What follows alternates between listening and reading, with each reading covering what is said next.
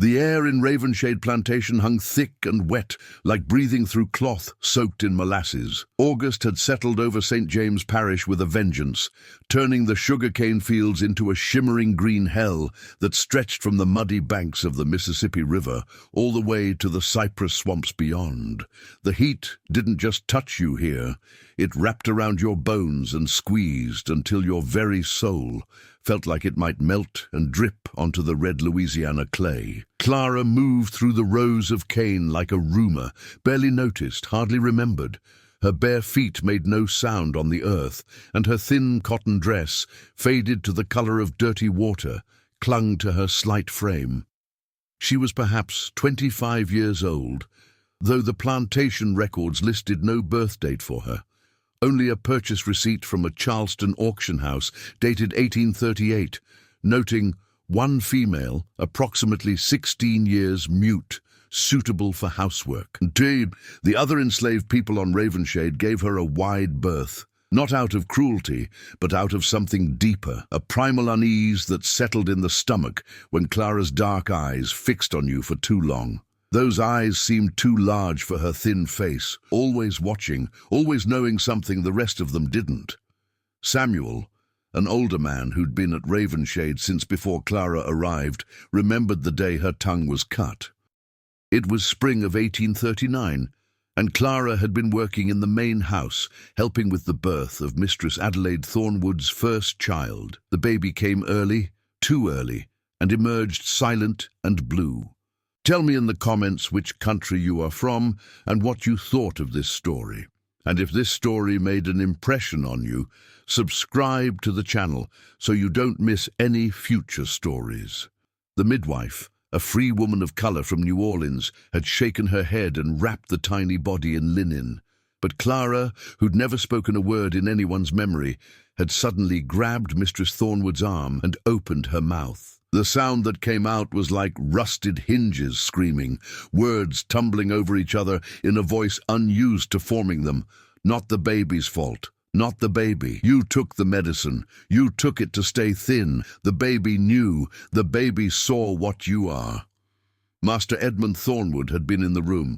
His face had gone white as plantation sugar, then red as the clay. He'd grabbed Clara by her hair and dragged her to the barn himself. The screaming that followed could be heard all the way to the quarters. When she emerged an hour later, blood pouring from her mouth, her tongue was gone, and with it, her voice. Or so they thought. Now, 4 years later, Clara worked in the laundry house, a sagging wooden structure behind the main plantation house where the slaves washed and pressed the Thornwoods' fine clothes. She spent her days up to her elbows in scalding water, her fingers raw and cracked from the lye soap, but she never complained. How could she? She had no voice to complain with. The other laundry women, Ruth, Mary, and old Bessie, tried to include her in their whispered conversations, but Clara never responded. She would simply nod or shake her head, her eyes always drifting to the window that faced the main house, as if she could see through the walls to whatever darkness lurked inside. It was Ruth who first noticed Clara's nighttime wanderings.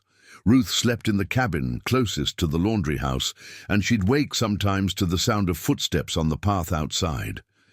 Through the gaps in the cabin walls, she'd see Clara's thin silhouette moving toward the main house, a piece of charcoal or a nail clutched in her hand.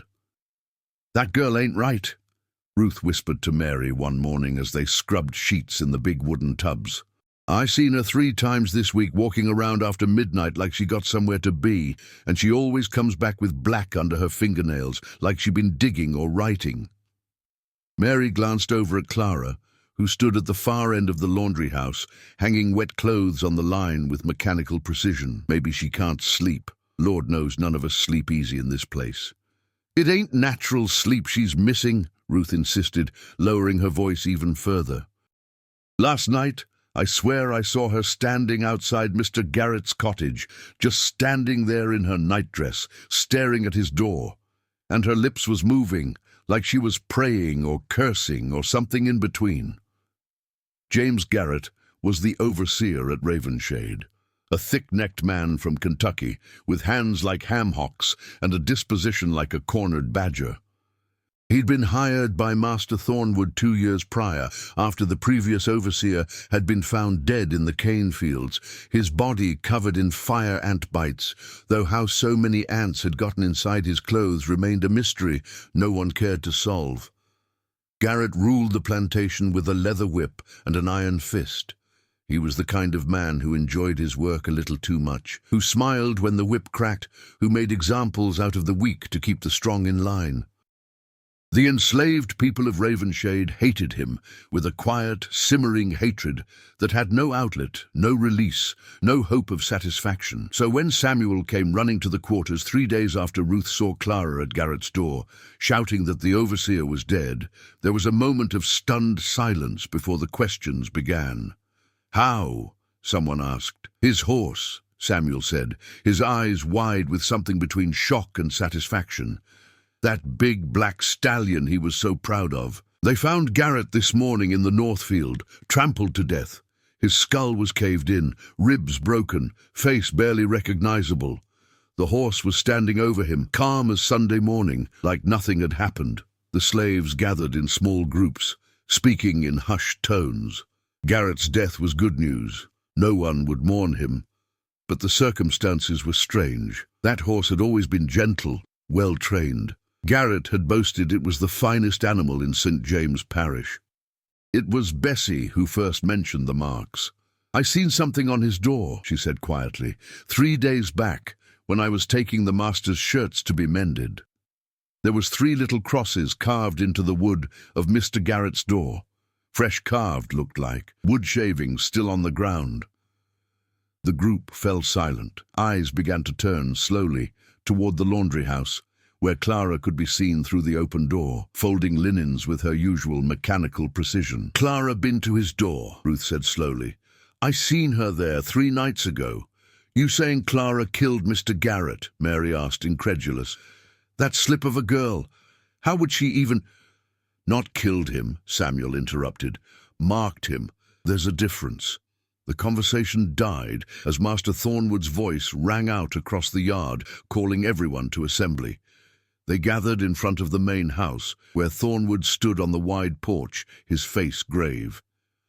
Beside him stood his wife Adelaide, pale and nervous, her hands twisting a handkerchief.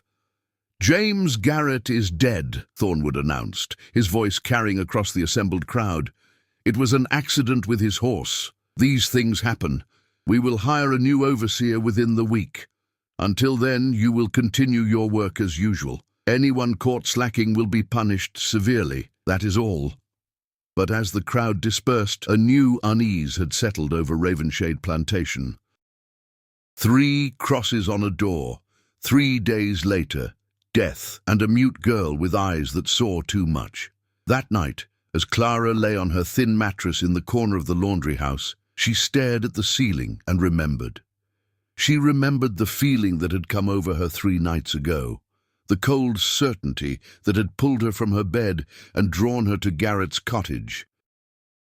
She remembered her fingers finding the nail, remembered carving the 3 crosses into the wood while her lips moved in silent prayer or curse. She couldn't tell which. She hadn't killed Garrett. She'd simply announced what was already decided by powers older than the plantation, older than slavery, older than Louisiana itself. She was a messenger, nothing more. A tongue cut from her mouth couldn't stop the messages from coming, couldn't stop the truth from being written. In the main house, Adelaide Thornwood couldn't sleep. She kept thinking about the girl, about that day 4 years ago, about the words that had spilled from Clara's mouth before Edmund had silenced her forever. "You took the medicine. You took it to stay thin." It was true, all of it. A tonic from a woman in New Orleans, something to prevent pregnancy, to keep her figure trim and fashionable. She'd known the risks. She'd taken it anyway. And when the baby came early, blue and still, she'd seen the judgment in Clara's eyes, even before the girl had spoken. Adelaide rose from her bed and walked to her vanity, lighting a candle. She studied her face in the mirror, still beautiful at 30, still admired at the society gatherings in New Orleans. She'd paid for that beauty in blood, in a small blue body wrapped in linen and buried in the family plot. She was reaching for her hairbrush when she noticed them. 3 small marks scratched into the gilded frame of her mirror. Fresh scratches, the gold leaf curled back to reveal the wood beneath. 3 crosses, arranged in a row. Adelaide's hand froze. Her reflection stared back at her, suddenly looking older, more fragile. She turned slowly, searching the room, but she was alone. The window was closed. The door was locked. 3 crosses, just like the ones on Garrett's door. Her heart began to pound in her chest, a rapid staccato that made her dizzy. She pressed her hand to her bodice, trying to slow her breathing, trying to calm the rising panic. It was nothing.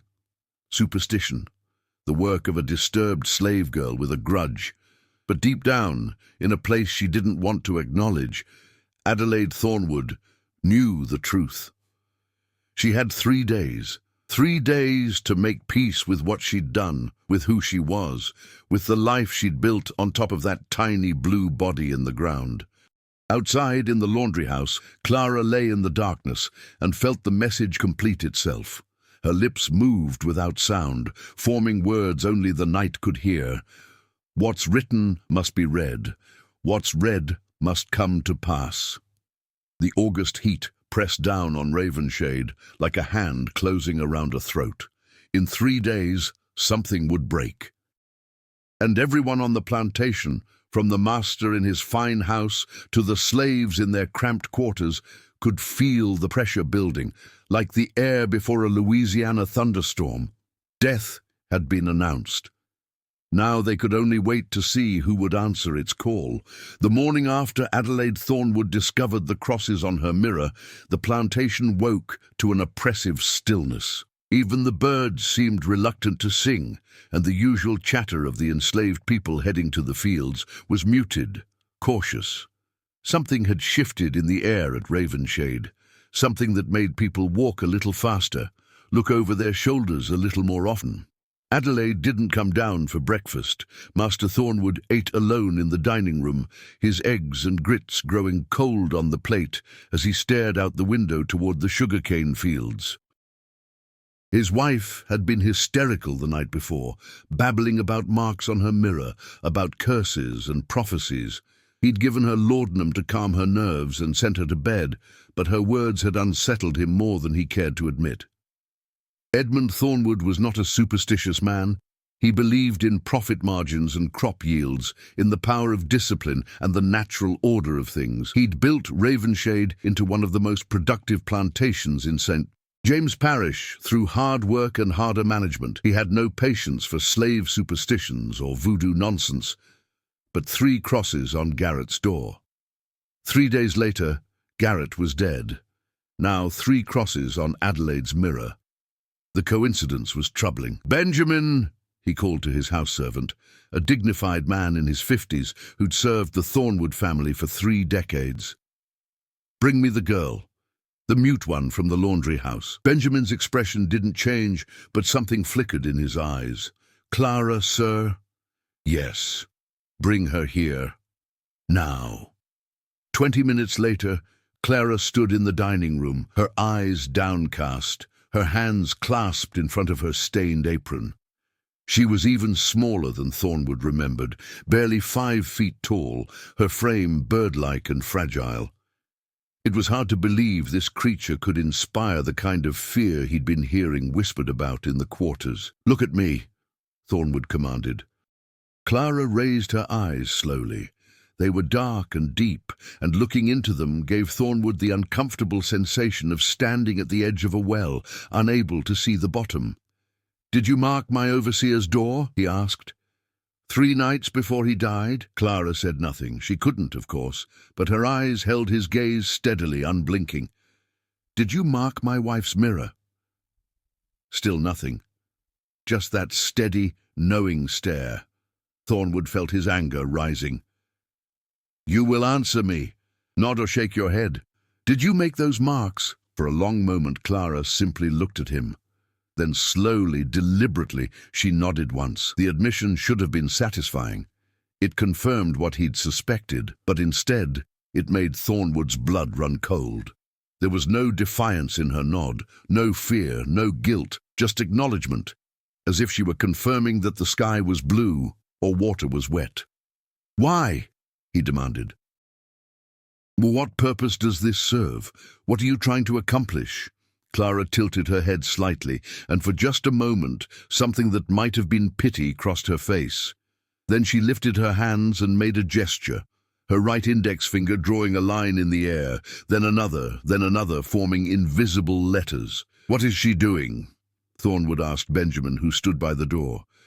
"I believe she's trying to write something, sir, in the air." "Get her paper and a pencil." Benjamin quickly retrieved the items from Thornwood's study.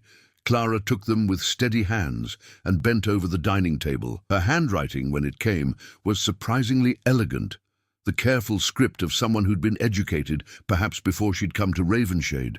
She wrote 4 words: "I only tell truth." Thornwood stared at the paper. What truth? That my overseer would die? That my wife... He stopped, unable to finish the sentence. Clara wrote again. "What is already written?" "Written by whom?" "By you."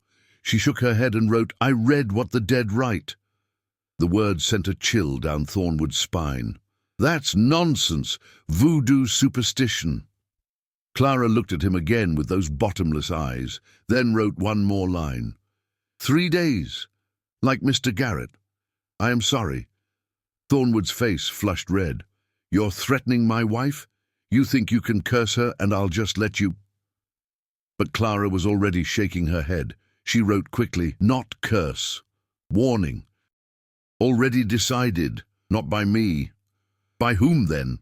Clara pointed upward, then downward, then placed her hand over her heart. The gesture was ambiguous. Heaven, hell, or something in between. Then she set down the pencil and stood waiting, her expression serene, almost peaceful. Thornwood wanted to have her whipped. He wanted to have her sold off to the worst plantation he could find, somewhere in the deep swamps where girls like her disappeared and no one asked questions. But something stopped him. Perhaps it was the memory of what had happened to the man who'd tried to whip her after Garrett's death. William Moss, a field hand, pressed into temporary service as enforcer, who'd raised the whip and dropped dead before it could fall, his face purple, his eyes bulging, a stroke that came from nowhere. "Get out," Thornwood said finally, his voice tight. "Get back to your work, and stay away from my house. If I catch you near the main building again, I'll have you locked in the root cellar until I decide what to do with you." Clara nodded once, picked up her paper and pencil, and wrote one final message before leaving. "Root cellar has rats. They bite." As she walked out, Benjamin watched her go with an expression Thornwood couldn't quite read. "Sir," the house servant said quietly, "if I may speak freely, what is it?" "The people in the quarters, they're saying Clara has a gift. That she can see things others can't. They're saying she knew about Mr. Garrett's death because she saw it in a dream, that the marks she makes are warnings, not curses." "And you believe that?" Benjamin was silent for a moment. "I believe there are things in this world that can't be explained by ledgers and crop reports, sir. I believe that girl has suffered greatly, and sometimes suffering opens doors in the mind that should stay closed. And I believe that Mistress Thornwood is very afraid, which is strange for a woman who fears nothing." Thornwood dismissed him with a wave. But alone in his dining room, he couldn't shake the unease that had settled in his chest. 3 days, Clara had written. 3 days, like Garrett. Upstairs, Adelaide Thornwood lay in her bed, the curtains drawn, her skin pale and clammy. She'd slept fitfully, plagued by dreams of a small blue baby that opened its eyes and stared at her with ancient accusation. When she'd finally woken, she'd been unable to eat, unable to think about anything except those 3 crosses on her mirror. Her maid, a young woman named Violet, tried to coax her to take some tea, some toast, anything, but Adelaide could only shake her head and stare at the ceiling. "Violet," she whispered, "do you believe in curses?" The maid's eyes widened. "Ma'am? That girl, Clara. They say she can predict death. Do you believe that?" Violet set down the tea tray carefully. She was perhaps 18, light-skinned, the daughter of one of the house servants and a white overseer long gone. "I believe Clara sees things, ma'am. Whether it's curse or gift, I don't know, but I know she marked Mr. Garrett's door, and Mr. Garrett died. And she's marked my mirror." "Yes, ma'am." Adelaide's eyes filled with tears. "I didn't mean for the baby to die, Violet. You have to believe me. I took the medicine because Edmund wanted me to stay beautiful, wanted to show me off at the parties in New Orleans. I didn't know it would—" Her voice broke. Violet sat carefully on the edge of the bed, a breach of protocol that Adelaide was too distraught to notice. "Clara don't make judgments, ma'am. Least that's what they say. She just marks what she sees, like a weather vane pointing where the wind blows." "Then why me? Why now? It's been 4 years." "Maybe," Violet said softly. "Maybe the wind's been blowing toward you all along, and it's only now reaching where you stand." Adelaide began to sob, deep, wrenching sounds that shook her whole body. Outside, the August sun beat down mercilessly, and in the laundry house Clara stood over a tub of steaming water, her hands moving mechanically through the dirty clothes, her mind far away. She could see it now, clearer than ever. 2 days and nights from now, Adelaide Thornwood would sit at the dinner table, laughing at something her husband said, trying to prove to herself that the marks meant nothing. She would take a bite of duck, and the laughter would stop. Her hand would go to her chest, her eyes would widen. She would try to speak, but no words would come. Poetic justice for a woman who'd silenced another. Her heart would simply stop, seized by guilt and fear and a lifetime of small cruelties wrapped in silk dresses and false smiles. She would fall forward onto her plate, and Master Thornwood would scream for help, but there would be nothing anyone could do. The dead had written her name in their book years ago, when a blue baby took its first and last breath in her arms. Clara didn't make these things happen. She simply read the signs and translated them for the living. The crosses were a courtesy, a warning that the living rarely gave each other. 3 days to prepare, to confess, to make peace. Some people used those 3 days. Most didn't. That evening, as the enslaved people of Ravenshade gathered for their meagre supper in the quarters, the talk was all about Clara and the mistress. Word had spread about the marks on Adelaide's mirror, about Clara being summoned to the main house, about the 3 days that had now become 2. "We should protect her," Samuel said, his voice low but firm. "If Mistress Adelaide dies and Master Thornwood thinks Clara killed her, he'll have her hanged or worse." "How do we protect her?" Ruth asked. "We can't even protect ourselves." "We say we saw Clara in the quarters all night," Samuel replied. "All of us. We say she was never near the main house. Whatever happens, Clara was with us." There were murmurs of agreement. Clara might be strange, might frighten them with her silent stares and her midnight wanderings, but she was one of them. And if her strange gift allowed her to strike at their oppressors, even indirectly, then she deserved their protection. In the main house, Edmund Thornwood sat in his study, a glass of whiskey untouched on his desk. He was thinking about his wife, about the girl with no tongue, about the fragile order he'd built and maintained through force and fear. He was thinking about how quickly that order could collapse. The plantation had always been a tinderbox. He knew that. Every master knew that. You kept the slaves scared enough to obey, but not desperate enough to rebel. You maintained the fiction that the system was natural, ordained by God, unbreakable. But Clara threatened that fiction. She represented something the slaves could believe in, a power beyond the whip, beyond the overseer, beyond Master Thornwood himself. If Adelaide died as Garrett had died, exactly 3 days after Clara's marks appeared, the slaves would believe absolutely in Clara's power, and that belief could spread, could grow, could turn into something more dangerous than any rebellion. He couldn't allow that to happen. Thornwood made his decision. Tomorrow morning he would send Clara away. He'd sell her to a trader who worked the deep Mississippi plantations, places where slaves disappeared into the swamps and no one asked questions. He'd tell the other slaves she'd been punished for making threats, that her marks meant nothing, that Garrett's death had been pure coincidence, and if Adelaide died anyway, he'd make sure no one connected it to Clara. He'd say it was her heart, a natural weakness, a tragedy but nothing more. He'd rebuild the order, he'd maintain control. He took a long drink of whiskey, feeling it burn down his throat. Outside, fireflies danced in the heavy night air, and somewhere in the distance, a night bird called out a lonely, mournful song. In the laundry house, Clara lay on her mattress and stared at the darkness. She could feel time moving like water, flowing toward an inevitable conclusion. 2 more days, 48 hours, until Adelaide Thornwood's heart stopped beating. And then what? Would Master Thornwood understand the message? Would any of them? Clara's lips moved in the darkness, forming words no one would ever hear.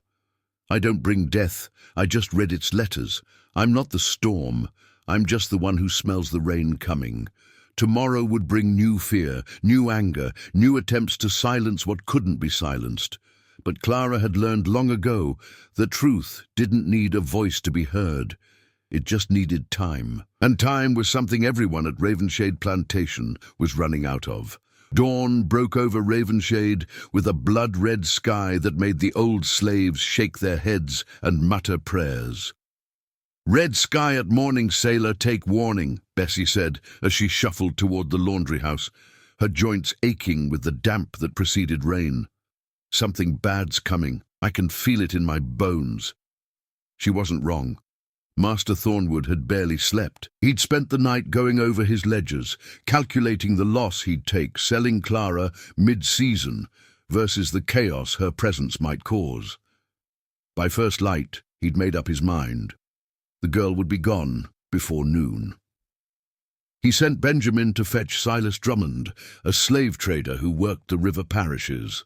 Drummond was known for asking few questions and remembering even less. He specialized in what he called difficult acquisitions, slaves with reputations, slaves who'd run or fought back, slaves who needed to disappear. While they waited for Drummond, Thornwood went upstairs to check on Adelaide. She was awake, sitting up in bed, but she looked like a ghost. Her skin had taken on a greyish pallor, and there were dark circles under her eyes that hadn't been there the day before. She barely touched the breakfast Violet brought her. "How are you feeling?" Thornwood asked, trying to keep the concern out of his voice. "Like I'm drowning," Adelaide whispered. "Like there's a weight on my chest and I can't breathe properly. Edmund, I'm frightened." He sat on the edge of the bed and took her hand. It was cold, despite the morning heat. "It's just anxiety, the mind playing tricks. I'm sending the girl away today. Once she's gone, you'll feel better. You'll see." But even as he spoke the words, he didn't believe them. Looking at his wife's face, at the way her eyes kept darting to the mirror with its 3 scratched crosses, he felt the first real stab of fear. What if Clara was right? What if something was going to happen in 2 days' time, regardless of where the girl was? He pushed the thought away angrily. He was Edmund Thornwood, master of Ravenshade, one of the wealthiest men in St. James Parish. He didn't bow to slave superstitions or fear marks scratched in mirror frames. He controlled life and death on this plantation, not some tongueless girl who'd probably lost her mind years ago. "Rest," he told Adelaide, squeezing her cold hand. "I'll handle everything." Down in the quarters, word had already spread that the master was sending for a trader. The enslaved community of Ravenshade fell into tense silence. Everyone knew what a trader meant. Someone was being sold, torn away from whatever fragile connections they'd managed to build in this place of brutality and sorrow. Samuel found Clara in the laundry house, scrubbing sheets with her usual mechanical precision. Ruth and Mary had left, too afraid to be near her when the master came calling. "Clara," Samuel said softly. She looked up at him with those dark, knowing eyes. They're sending you away. Traders coming for you today." Clara nodded slowly, unsurprised. She set down her washing and wiped her hands on her apron, then gestured for the paper and pencil she kept hidden in a corner of the laundry house. She wrote, "I know. Saw it last night." "You saw it? Like you see the other things?" Clara nodded and wrote more. "I will be sold to a man named Drummond. He will take me south to a plantation near New Iberia. I will work there for 11 months. Then I will be free." Samuel frowned. "Free? How can you know that?" Clara's expression became distant, as if she were seeing something beyond the wooden walls of the laundry house. She wrote, "Because 11 months from now, Drummond will be caught cheating at cards in Opelousas. He will be killed. His papers will burn. No one will know who owns me. I will walk away. And they'll just let you go? No one lets slaves go. But sometimes the chains break anyway." Samuel stared at the words, then at Clara's serene face. "Why don't you tell them this? Tell them you'll be gone anyway, that they don't need to—" Clara shook her head and wrote quickly, "Master Thornwood needs to feel he controls this. If I tell him I've already seen my freedom, he'll kill me to prove he controls my future. Men like him cannot tolerate knowing they're powerless. So you'll just let him sell you?" "I let nothing. I watch what unfolds." Samuel wanted to argue, wanted to rage against the unfairness of it all, but Clara's calm certainty deflated his anger.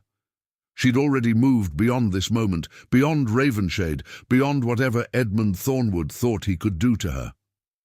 "What about Mistress Adelaide?" Samuel asked finally. "Will she really die tomorrow night?" Clara's face darkened slightly. She wrote, "Her heart is already dying. Has been since the baby. Guilt eats at the heart like rust eats iron. Tomorrow she will have one bite of duck and the rust will finally break through. Her heart will stop. The doctor will say it was sudden, unexpected, but I see the rust. I always see the rust. And you can't stop it? I am not a healer. I am a reader. I read what's written in the space between life and death. What's written cannot be unwritten." Before Samuel could respond, they heard boots on the path outside. Master Thornwood's voice called out, "Clara, come out here now!" Clara stood calmly, smoothing her apron. She reached out and squeezed Samuel's hand once. Her fingers were cold, despite the heat. Then walked out into the bright morning sunlight. Thornwood stood there with 2 men. One was Silas Drummond, the trader, a heavy-set man with sweat stains under his arms and tobacco-stained teeth. The other was a constable from town, there to witness the transaction and ensure legality. "This is the one?" Drummond asked, looking Clara up and down like she was livestock. "She don't look like much." "She's strong enough," Thornwood said curtly. "Good worker, knows her place, no trouble with her." The lie hung in the air like smoke. Everyone knew there'd been plenty of trouble with Clara, just not the kind that left visible scars. "Why are you selling her then?" Drummond asked shrewdly. "Good workers are hard to come by." "Downsizing. Sugar prices aren't what they used to be." Another lie. But Drummond didn't care. He could see Thornwood wanted this girl gone quickly, which meant he could negotiate a low price. "I'll give you 400 for her. She's worth 700. She's worth what I'm willing to pay. And I'm willing to pay 400. They haggled for another 10 minutes, while Clara stood silently between them, her eyes fixed on some distant point beyond the plantation. Finally, they settled on $500, a fraction of what a healthy slave would normally cost, and both men knew it. Papers were signed. Money changed hands. The constable recorded the sale in his ledger, noting 1 female slave, mute, approximately 25 years of age, sold by Edmund Thornwood to Silas Drummond this day, August 24th, 1843. Drummond grabbed Clara's arm roughly. "Come on, girl. We got a long walk to the river." As they turned to leave, Clara looked back at Ravenshade one last time. Her eyes found Samuel in the group of enslaved people who'd gathered to watch. She mouthed 2 words he understood without hearing them: 2 days. Then she looked up at the main house, At the window where Adelaide Thornwood stood watching, her pale face barely visible behind the glass. Clara raised her hand and held up one finger, then two. 2 days. Adelaide stumbled back from the window, her hand flying to her chest. "Move along," Drummond growled, pulling Clara down the path toward the river road. As they walked, Clara could see the life unfolding before her like a map. She saw the plantation near New Iberia, where Drummond would sell her, a smaller place than Ravenshade, but no less cruel. She saw the work she'd do there, the people she'd meet, the woman named Josephine who'd teach her to use her hands to speak in signs instead of words. She saw Drummond in an Opelousas tavern, 11 months from now, his luck running out at the card table, a knife flashing in lamplight. She saw his papers burning in the tavern fire that would follow, her name turning to ash, her chains turned to smoke. And she saw herself walking north, following the river, guided by stars and signs only she could read. Freedom wasn't given, it was taken when the moment revealed itself, and her moment was coming.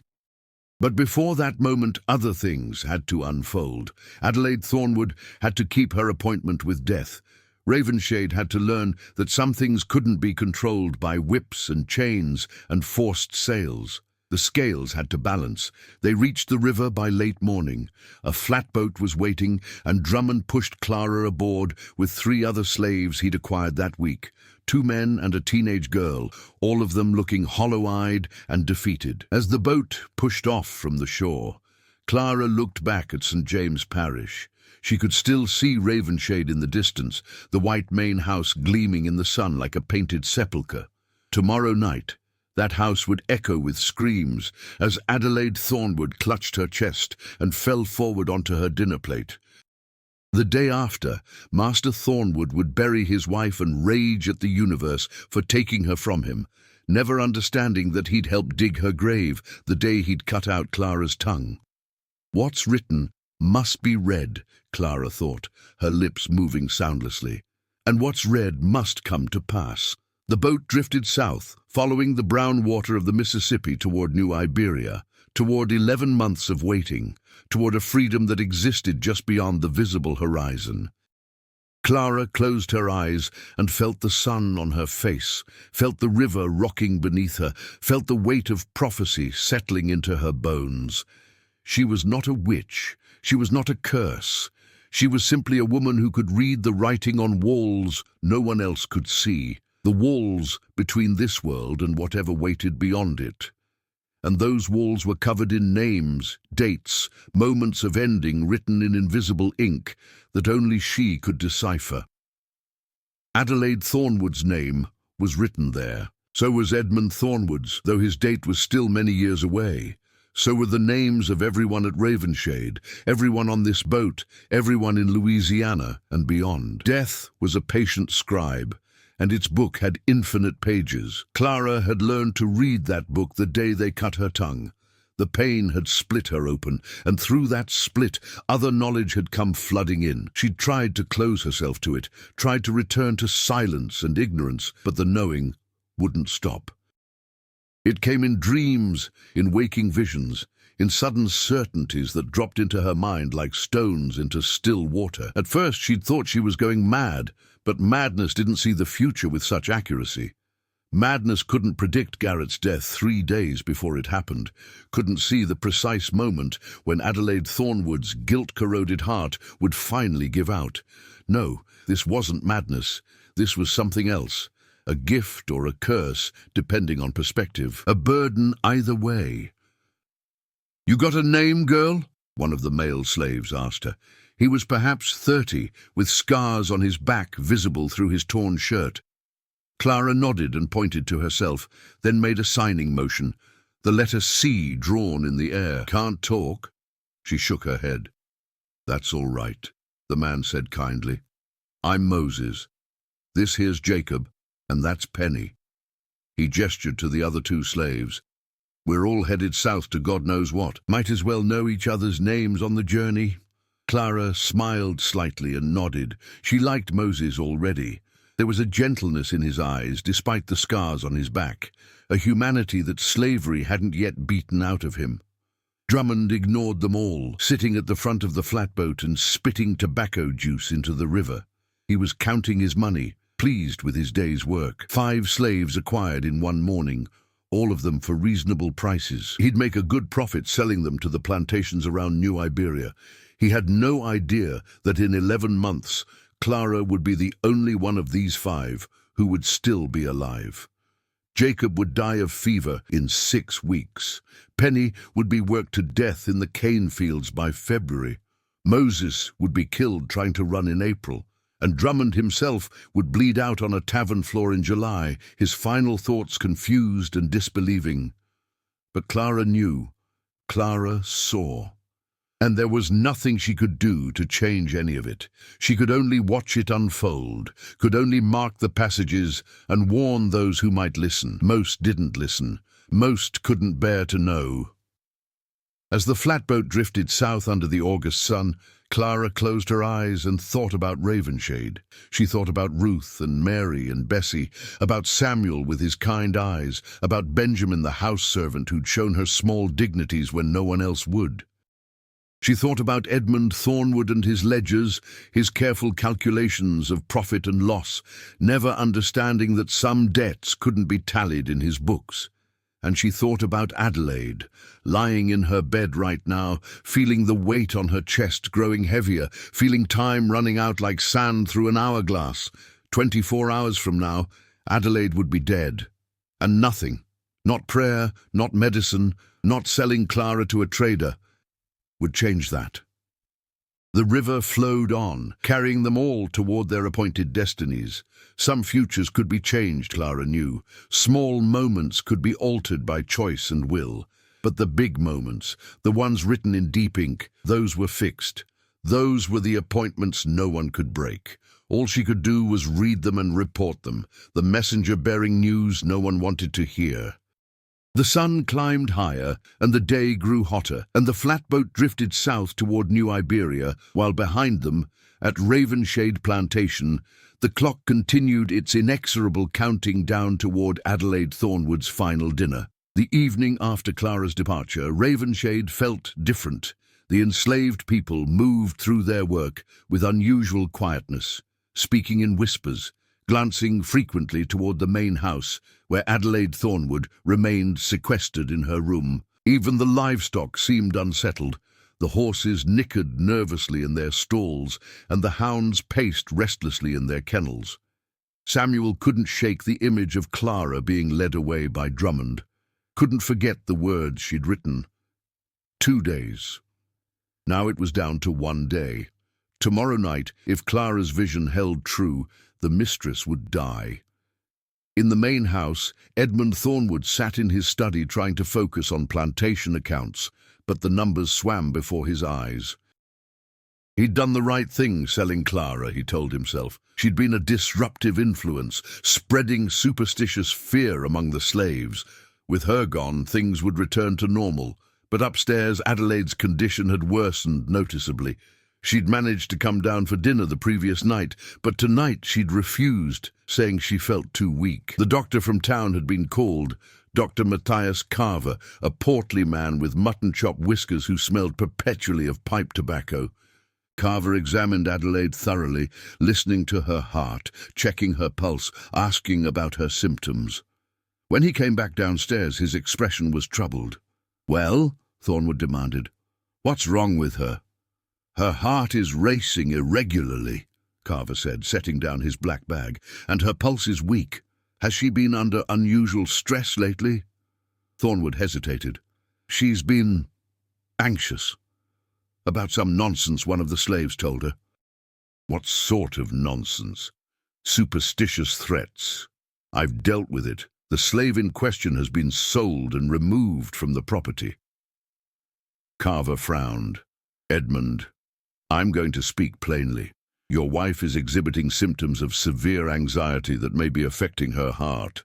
The mind and body are connected in ways we're only beginning to understand.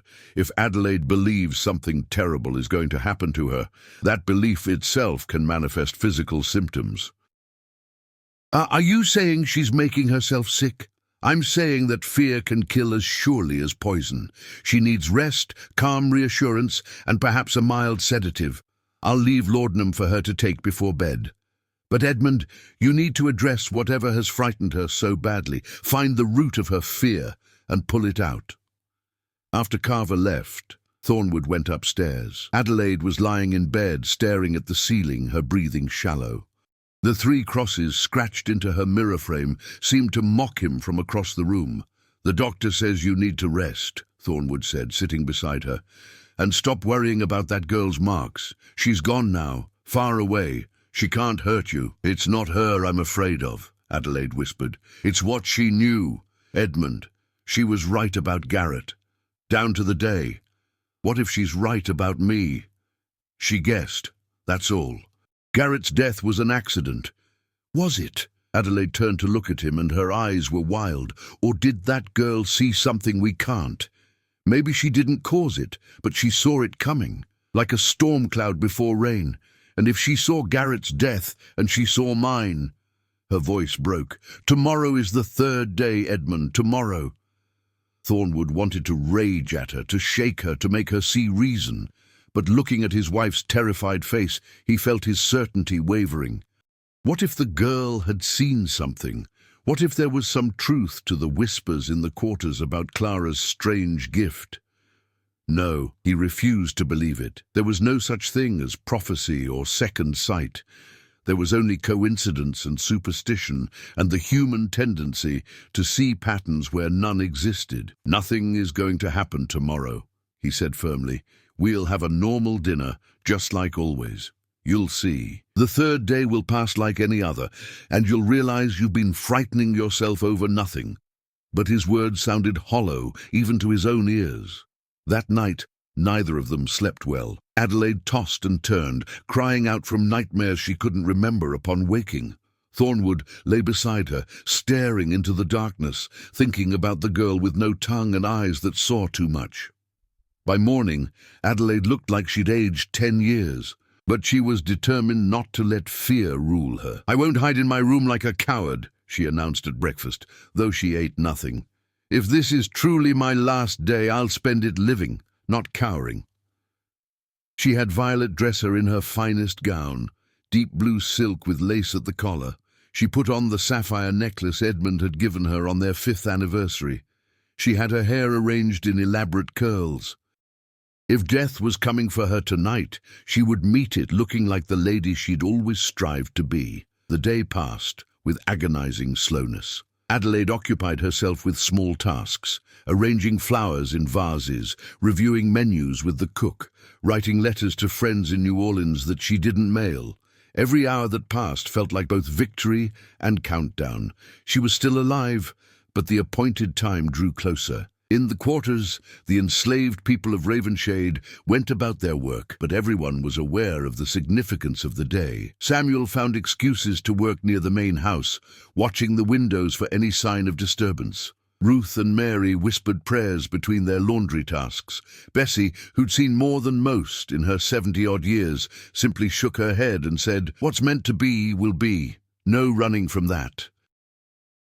Dessous, as the sun began its descent toward the western horizon, painting the sky in shades of orange and red, Adelaide felt the weight on her chest growing heavier. It was harder to breathe now, harder to focus. Her hands trembled as Violet helped her to the dining room. The evening meal had been prepared with special care. The cook, a woman named Martha who'd worked at Ravenshade for 20 years, had made all of Adelaide's favorites: turtle soup, roasted duck with orange glaze, sweet potatoes candied with molasses, butter beans, cornbread, and peach cobbler for dessert. Thornwood joined his wife at the table, determined to make this meal normal, unremarkable, proof that Clara's marks had meant nothing. Benjamin served the courses with his usual dignified efficiency, though Samuel, watching from the kitchen doorway, could see the tension in the older man's shoulders. They started with the soup. Adelaide managed a few spoonfuls, though her hand shook slightly. Thornwood tried to make conversation about the sugar harvest, about plans for the coming season, anything to distract from the unspoken fear hanging over the table. Then came the duck, perfectly roasted, the skin crispy and golden, the meat tender and rich. Martha had outdone herself. Thornwood cut into his portion enthusiastically. "This is excellent," he said to Adelaide. "You must try it." Adelaide looked down at her plate. The duck sat there, gleaming with glaze, steam rising from the meat. She picked up her knife and fork. Her hands were steadier now, almost steady enough to convince herself that she'd been foolish, that nothing was going to happen, that Clara had been wrong. She cut a small piece of duck. She brought it to her mouth. She took a bite. The meat was delicious, savory and sweet, perfectly cooked. She chewed slowly, and for just a moment she felt relief flooding through her. She was fine. The third day was passing. Clara had been wrong. It was all superstition, and the pain hit like lightning, striking her chest. Adelaide's fork clattered to her plate. Her hand flew to her bodice, clutching at the fabric over her heart. Her eyes went wide with shock and terror. "Adelaide!" Thornwood half rose from his chair. "What's wrong?" She tried to speak, but no words came out. Her mouth opened and closed soundlessly, just as Clara's had done 4 years ago in this very house. The irony of it would have struck her as profound if she'd had the capacity to think. But she couldn't think. She could only feel the crushing agony in her chest, feel her heart stuttering and skipping, feel her lungs refusing to draw air. "Adelaide!" Thornwood was shouting now. "Benjamin, get the doctor! Someone help!" Adelaide slumped forward, her face going into her plate, her carefully arranged curls coming undone. The sapphire necklace glittered at her throat. Her hands twitched once, twice, then went still.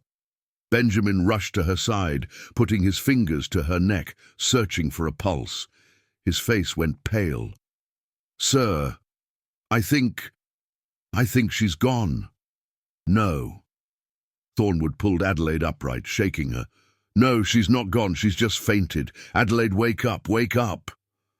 But Adelaide Thornwood would never wake up.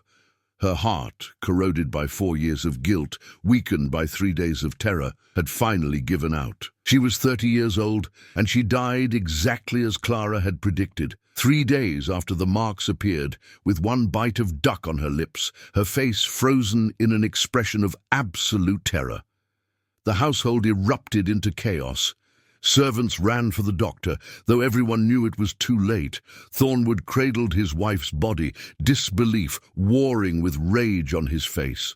The cook, Martha, stood in the kitchen doorway, tears streaming down her face, not for the mistress, but for the sheer terrible accuracy of Clara's prophecy. In the quarters, Samuel heard the screaming from the main house.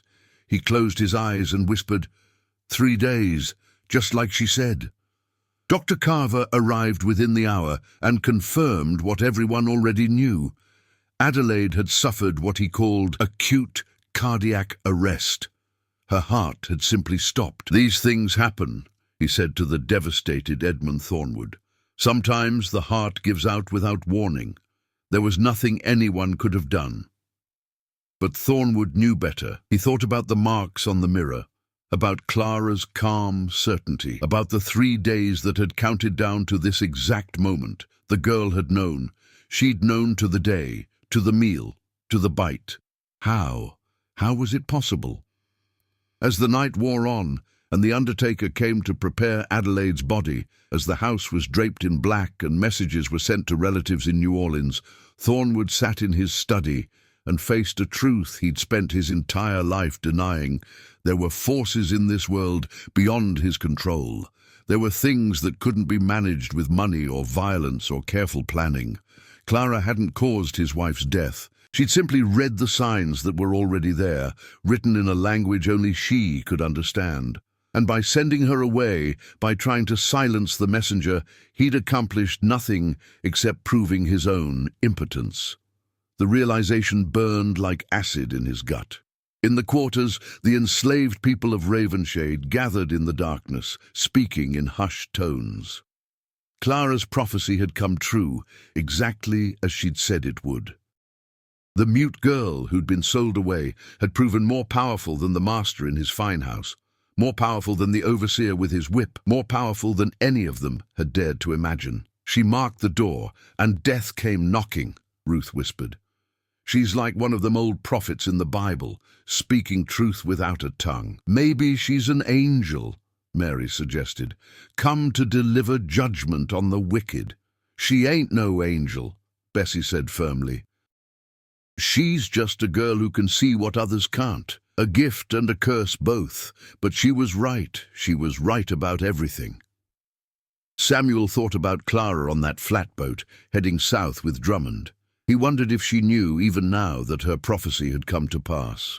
He suspected she did. She'd probably known the exact moment Adelaide's heart would stop, had felt it somehow across the miles. The thought should have frightened him, but instead it gave him strange comfort.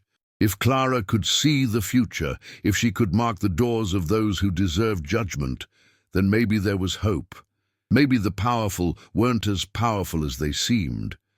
Maybe there was a reckoning coming that no amount of money or violence could prevent. In his study, Thornwood poured himself another whiskey and stared at nothing. Tomorrow he would bury his wife.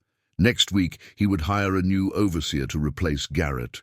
He would continue running Ravenshade as he always had, maintaining order through fear and force, but something had broken inside him tonight. Some certainty had cracked. And through that crack, doubt began to seep in like water through a ship's hull. He thought about the paper Clara had written on, "I only tell truth, what is already written." If that was true, if there really was a book somewhere with all their fates already recorded, then what was the point of anything? What was the point of trying to control or plan or build if it was all already decided? The whiskey offered no answers. Neither did the darkness outside his window. So Thornwood sat alone in his study, a master in his domain, surrounded by wealth built on suffering, and for the first time in his life, he felt utterly powerless. Upstairs, in the room where Adelaide had died, Violet was preparing the body for viewing. As she worked, she noticed the 3 crosses scratched into the mirror frame. On impulse, she took a cloth and carefully wiped away the marks, erasing them as if they'd never existed. But some things, once written, can never be truly erased. Clara's prophecy had been fulfilled.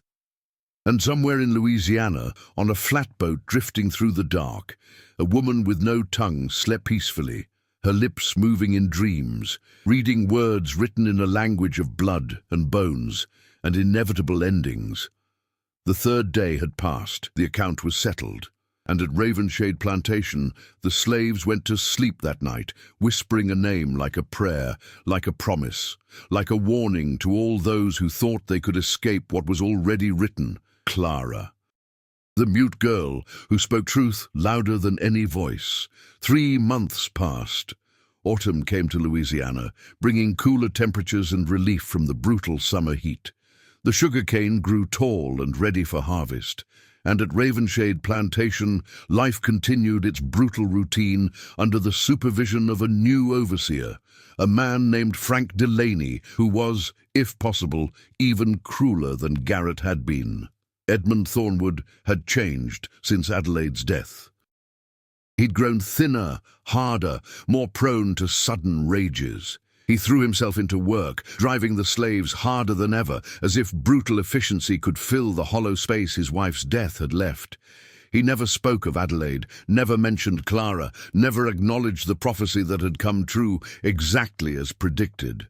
But in private moments, late at night in his study, the doubt continued to gnaw at him.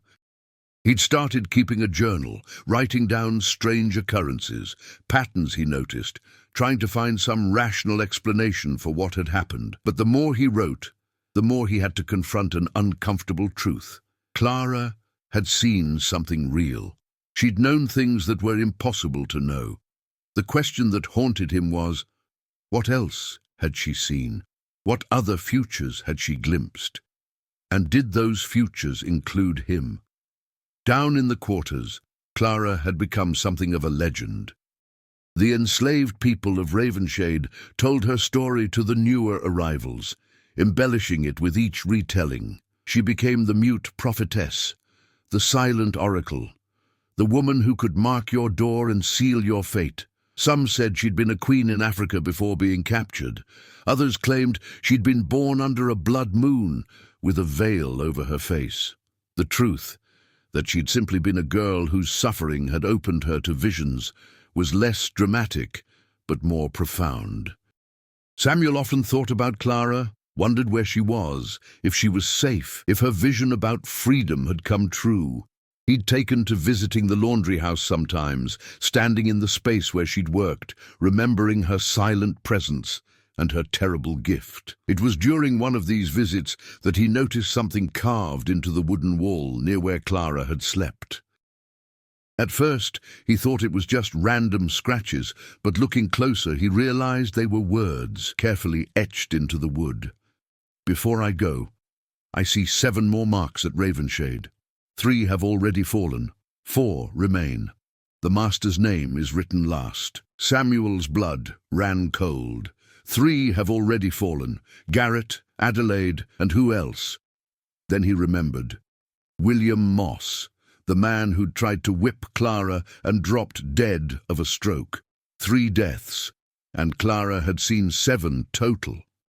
4 more to come, with the master's name written last. Samuel debated whether to tell anyone. Such knowledge was dangerous. If Thornwood found out that Clara had predicted his death, there was no telling what he might do. But the other enslaved people deserved to know, deserved to understand, that Clara's visions hadn't ended with Adelaide's death. That evening, Samuel gathered a small group of trusted people in his cabin. Ruth, Mary, Bessie, Benjamin, and a few others. He told them what he'd found carved in the laundry house wall. 7 marks, Bessie repeated slowly.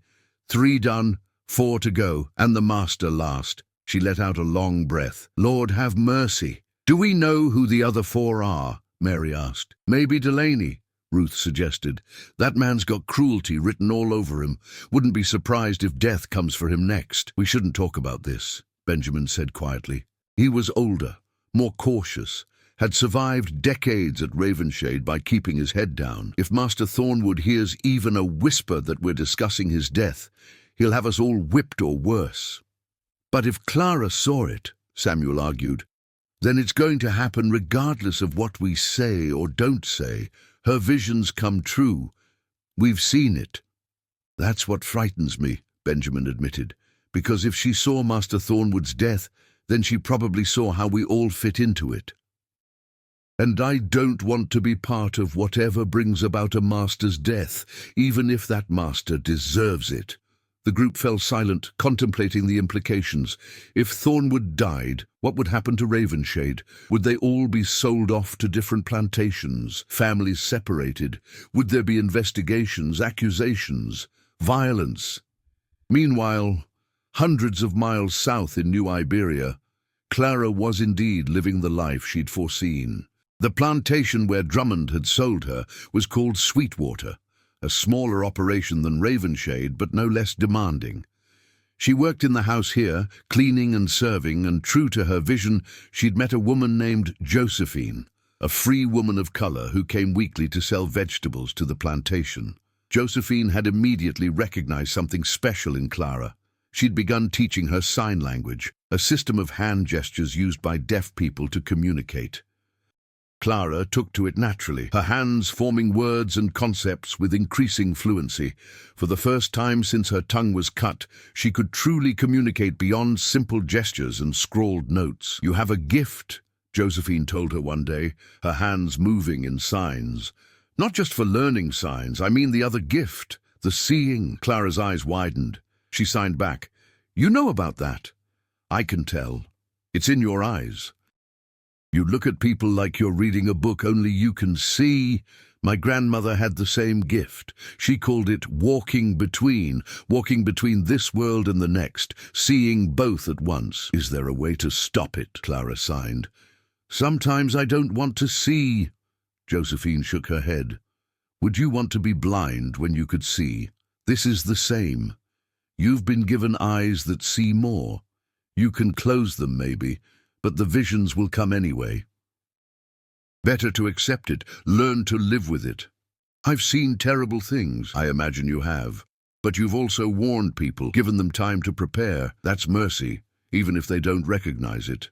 Clara thought about Adelaide Thornwood, about those 3 days of warning. Had it been mercy, or had it been cruelty, forcing someone to live with the knowledge of their approaching death?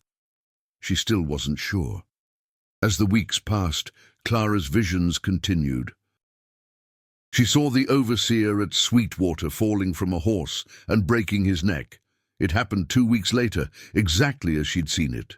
She saw one of the house slaves giving birth to twins. It happened a month after that. She saw Drummond's death in an Opelousas tavern, saw the knife and the fire and the burning papers that would free her. She marked none of these visions. She carved no crosses, wrote no warnings. She simply watched them unfold, learning to distinguish between futures that were fixed and futures that might still change. Most were fixed. But occasionally, very rarely, she saw moments where choice still mattered, where someone could step left instead of right and change everything. Those moments were precious. Those were the ones where her warnings might actually help. Back at Ravenshade, the 4th mark came in November. Delaney, the new overseer, had been working a group of slaves in the cane fields when he suddenly clutched his chest and fell face first into the mud. By the time they got him back to the plantation house, he was dead. The doctor called it heart failure, same as Adelaide. He was 42 years old and had seemed perfectly healthy that morning. The enslaved people of Ravenshade knew better. This was number 4, 3 more to go, with Thornwood last. The master himself seemed to realize something was wrong. After Delaney's death, he became almost paranoid. He hired guards to watch the plantation at night. He had every slave's cabin searched for anything that might be used to cause harm: herbs, powders, strange symbols. He found nothing, of course. Clara's marks had never been physical weapons. He also began drinking heavily, sitting up late in his study, going through old papers, old records. It was during one of these drunken nights that he found something that made his blood run cold. It was the bill of sale for Clara, the document Drummond had signed taking ownership of her. But Thornwood had kept a copy, and on the back of that copy, in handwriting he now recognized as Clara's from the notes she'd written, were 7 names: James Garrett, Adelaide Thornwood, William Moss, Frank Delaney. 3 names scratched out, illegible: Edmund Thornwood. His own name written clearly at the bottom of the list. She'd known. Before she was sold, before Delaney was even hired, she'd seen all 7 deaths. She'd seen the order they would come in. Thornwood stared at the list, his hands shaking. 4 names had already been crossed off by fate itself. 3 remained, including his own. Who were the other 2? He tried to read the scratched-out names, but Clara had deliberately obscured them, perhaps knowing he'd find this list someday. The smart thing would be to burn the paper, to destroy this evidence of prophecy, but Thornwood found he couldn't. Instead, he locked it in his desk drawer, as if keeping it close might somehow change what it predicted. December came, and with it, the 5th mark. One of the house servants, a young man named Thomas, who'd always been reliable and hard-working, was found dead in his bed one morning. No marks on him, no signs of violence. The doctor shrugged and said his heart must have stopped in his sleep. He was only 28. But Samuel, cleaning out Thomas's belongings, found 3 crosses carved into the underside of Thomas's cabin door, marks that could only be seen if you lifted the door slightly. Someone had marked Thomas's death, just as Clara had marked Garrett's and Adelaide's. Who made these marks? Samuel wondered aloud. Clara's been gone for months. Bessie, helping him, said quietly, "Maybe Clara made them before she left. Maybe she marked all 7 while she was still here, and we're only finding them now as death comes calling." The thought was chilling. Clara might have marked every death before she was sold, leaving crosses hidden all over Ravenshade, time bombs of prophecy waiting to be discovered. Samuel went searching. He checked doors, walls, floorboards, and he found them, 3 crosses carved into the underside of the feed trough in the barn. 3 crosses scratched into a support beam in the main house cellar. each set of marks presumably corresponding to one of the remaining deaths Clara had foreseen. He found the third set of marks on the back of a portrait in Thornwood's study, a portrait of Adelaide that the master couldn't bear to look at anymore and had turned to face the wall. 3 crosses carved into the wooden frame. Thornwood himself, Samuel realized, with growing dread. One of the remaining marks was for Thornwood. But which door or wall or object carried his death mark? Or had Clara marked him differently, knowing he might find and destroy any obvious signs? The answer came in January. Thornwood had been restless all day, unable to focus on work. That evening he went to his study and poured himself a whiskey. As he raised the glass to his lips, he noticed something that made him freeze. 3 small crosses, scratched into the bottom of the whiskey glass itself. So faint he'd never noticed them before, but visible now when held up to the lamplight. How long had they been there? How many times had he drunk from this glass, marked with his own death? The glass slipped from his fingers and shattered on the floor. Thornwood stared at the broken pieces, his heart hammering in his chest. This was it. His mark. Clara had known which glass he favoured, had carved her prophecy into something he would touch every single night. How much time did he have? Days? Weeks? Months? He spent that night going through every item in his study, every glass and pen and book, looking for more marks. He found none. Just the broken whiskey glass on the floor, its 3 crosses glittering in the lamplight like tiny promises. Outside, Samuel watched the light burning in the master's window and wondered how many more deaths Ravenshade would see before Clara's prophecy was complete. 2 more, according to the list. And then Thornwood himself. The waiting was almost worse than the dying. At least death was quick, but this slow countdown, this knowledge that something terrible was coming but not knowing when or how, this was its own kind of torture. Clara had given them all a gift and a curse, the truth of what was coming, and as Ravenshade Plantation moved deeper into winter, that truth hung over them all like a sword suspended by a thread, waiting for gravity to do its inevitable work. Winter deepened over Louisiana, and with it came a cold that settled into the bones of everyone at Ravenshade. It wasn't the brutal cold of northern states, but a damp, creeping chill that made the nights unbearable in the slave quarters and turned the red clay to slippery mud. The 6th death came in February, and it was perhaps the most shocking of all. Benjamin, the dignified house servant who'd served the Thornwood family for 30 years, was found dead at the bottom of the main staircase. His neck was broken from the fall. Everyone assumed it had been an accident. The stairs were steep, and Benjamin had been carrying a heavy tray of silver that morning. Perhaps he'd simply lost his footing. But Samuel knew better. He'd checked Benjamin's cabin after the funeral, and there they were, 3 small crosses carved into the underside of Benjamin's Bible, the one possession the old man had treasured above all others.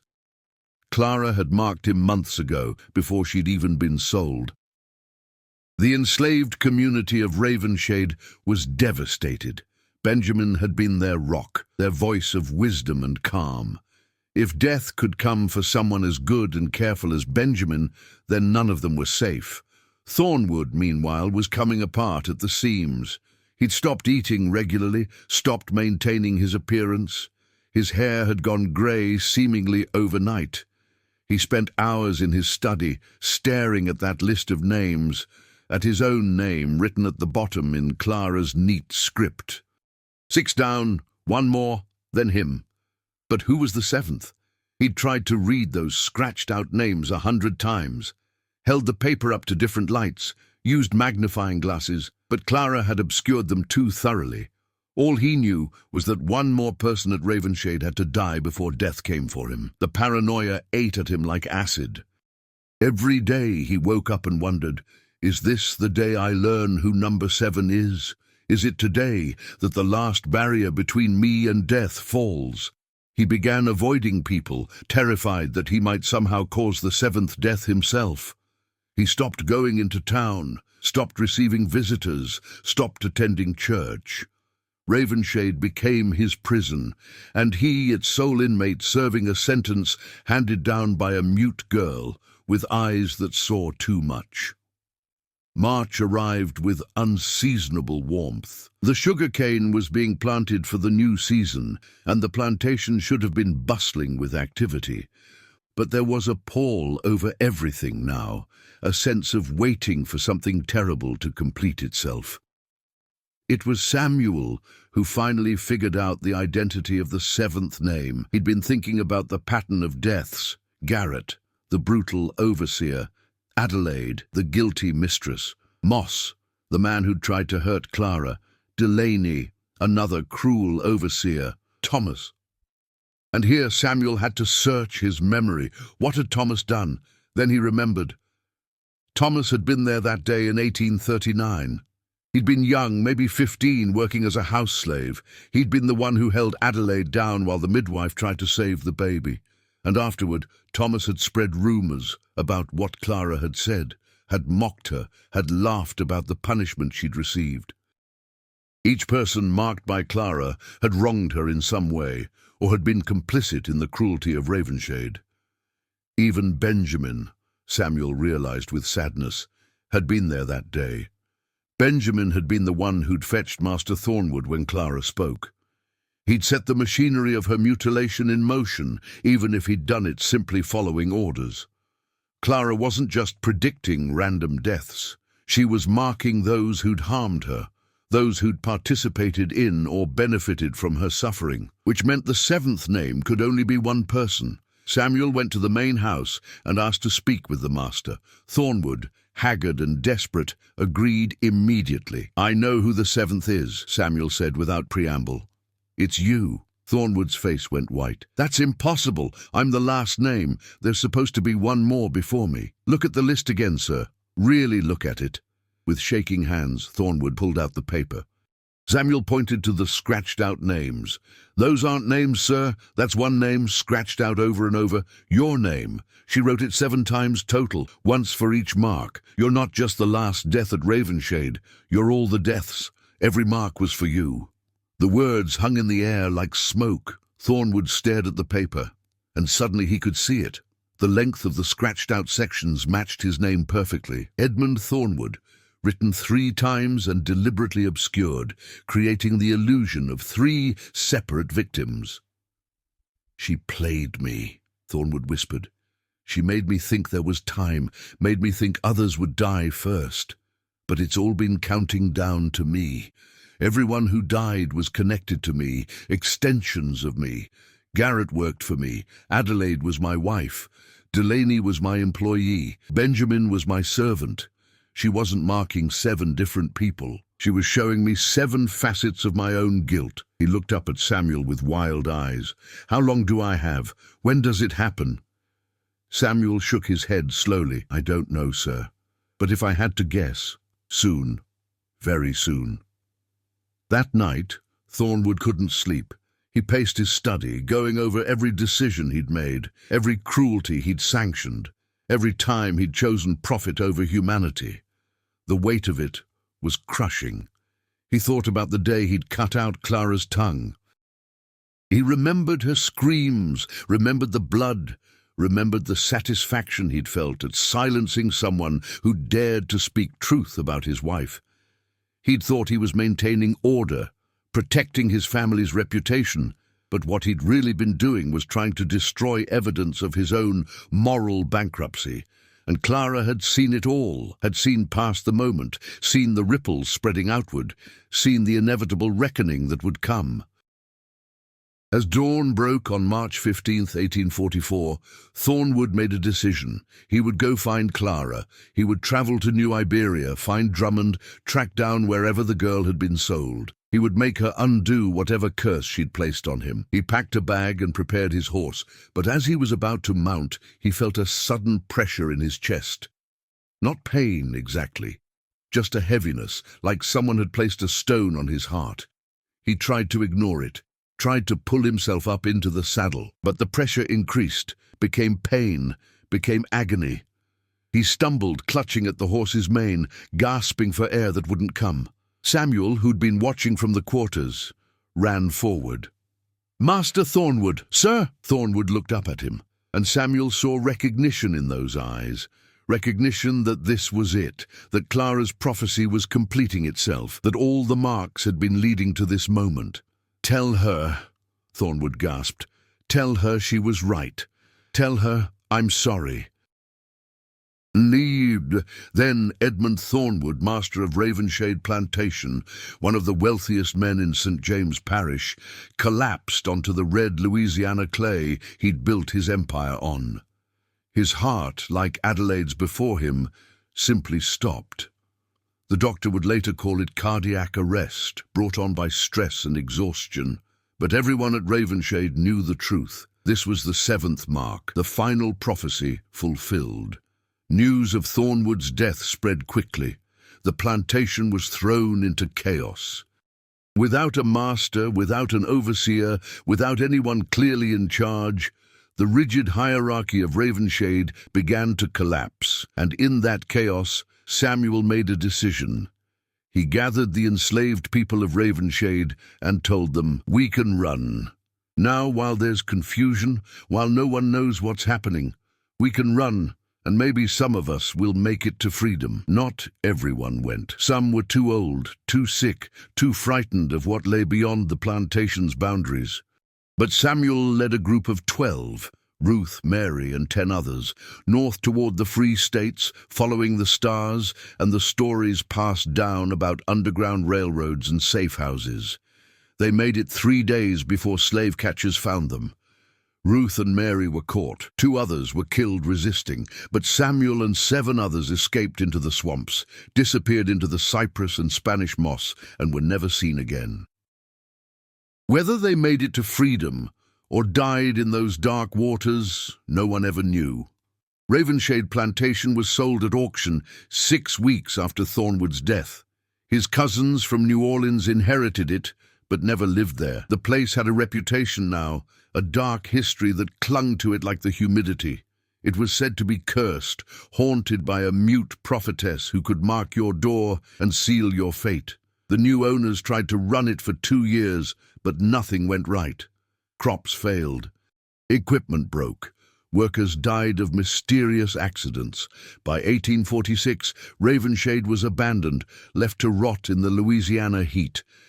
And far to the south, in a tavern in Opelousas on a hot July night in 1844, Silas Drummond sat at a card table, his luck running out. He'd been cheating, and the other players had finally figured it out. Voices were raised. A knife was drawn. Drummond died on that tavern floor, blood spreading across the wooden boards, his final thoughts confused and disbelieving. In the chaos that followed, fire broke out. Whether accidentally or deliberately, no one could say. The tavern burned to the ground, and with it, all of Drummond's papers, his ledgers, his bills of sale, his records of every slave he'd bought and sold, all turned to ash, including the papers that said Silas Drummond owned a mute slave woman named Clara. When the fire died down, and the bodies were counted, and the surviving slaves were rounded up, Clara was nowhere to be found. She'd simply walked away in the confusion, had followed the roads north as she'd always known she would, guided by visions that showed her which paths were safe and which were deadly. Josephine helped her, giving her food and clothes and letters of introduction to other free people of color who might shelter a runaway. Clara traveled at night, slept during the day, avoided towns and main roads. She used her gift to stay ahead of danger, reading the signs that told her when slave catchers were near, when it was safe to move, when she needed to hide. It took her 3 months to reach the north. 3 months of walking and hiding, of hunger and fear and determination. She made it to Philadelphia in October of 1844, carried by nothing but her own will and the visions that had never steered her wrong. In Philadelphia, she found work with a Quaker family who asked no questions about her past and accepted her sign language as her voice. She lived quietly, keeping her gift mostly to herself. though occasionally she would see things that she felt compelled to warn people about. She never returned to Louisiana. She never saw Ravenshade again, but she heard stories, carried north by other escaped slaves, about a plantation that had fallen to ruin, about a master who died of a broken heart, about marks carved into doors and mirrors that had predicted it all. Some of those slaves, when they reached Philadelphia, sought her out. They wanted to thank her, to call her a hero, to celebrate her revenge against the Thornwood family. But Clara would shake her head when they came. She would sign, "I brought no revenge. I only read what was already written. Thornwood killed himself with his own cruelty. I just told him it was coming." The years passed. The Civil War came and went, finally ending the institution that had stolen Clara's tongue and so many millions of lives. Clara lived to see slavery abolished, lived to see former slaves walking free, lived to see a new world being born from the ashes of the old. She died in 1891, an old woman of 73, surrounded by friends and the children she'd helped raise through her work with the Quaker community. Her gift never left her.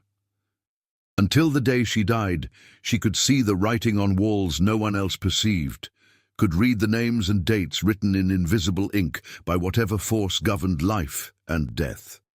But in her final years, she saw more futures that could be changed, more moments where choice mattered.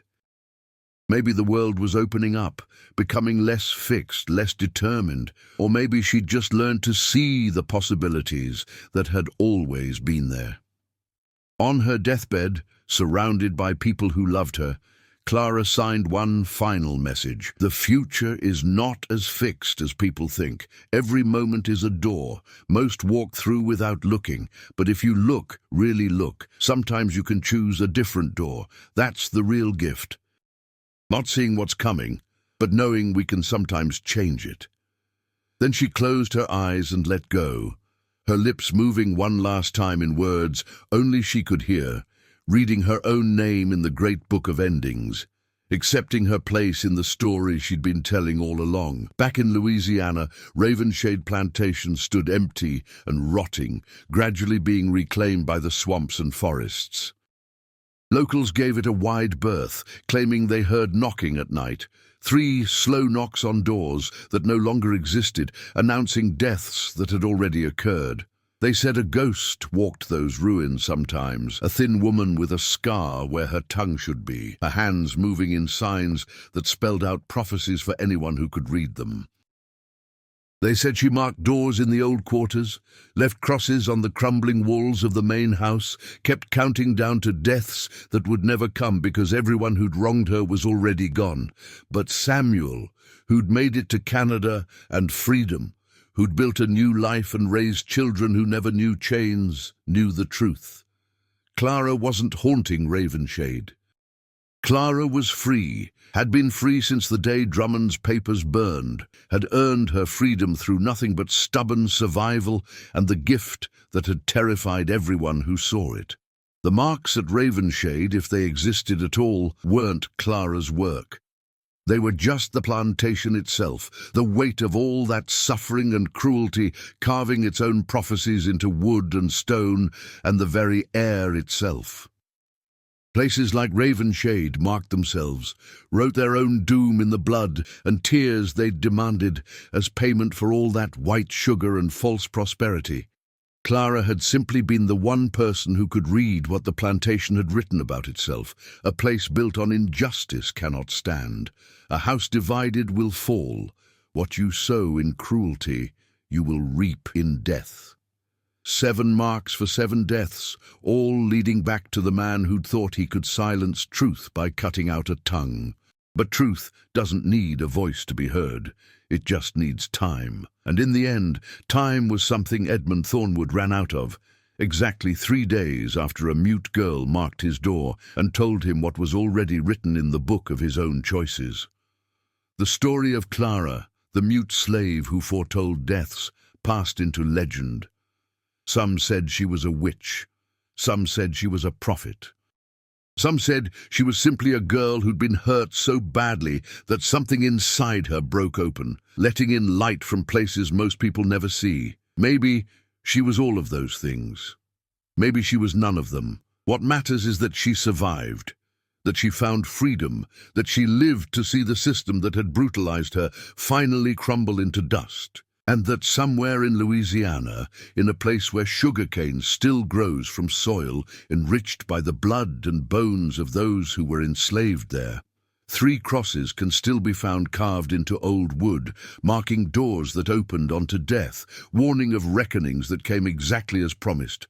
Not a curse, not revenge, just truth, written in a language of scars and signs, read by a woman who'd paid the highest price for speaking it. What's written must be read. What's read must come to pass. And in the end, we all answer for the marks we leave on others, whether we carve them with knives or whips or chains. Clara's story ended in freedom and peace. Ravenshade's story ended in ruin and silence, and that, perhaps, is the only justice some stories ever get.